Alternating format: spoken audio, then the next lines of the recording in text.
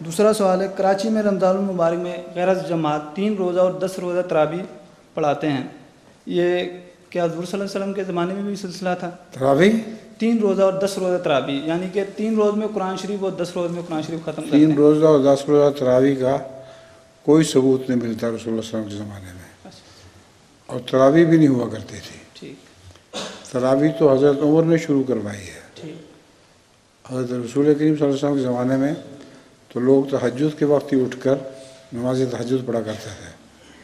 تراویح کا رواج اس لیے پڑا کہ بہت سے مزدور ایسے تھے جو دن بھر محنت کرتے اور رات کو گہری نیند سو جانے کی وجہ سے تہجد کے وقت ان کی آنکھ نہیں کھلتی تھی، تو ان کی خاطر حضرت عمر رضی اللہ تعالیٰ عنہ نے تراویح کا رواج شروع کیا، اور یہ 3 روزہ یا 10 روزہ کی تو کوئی بحث نہیں آتی۔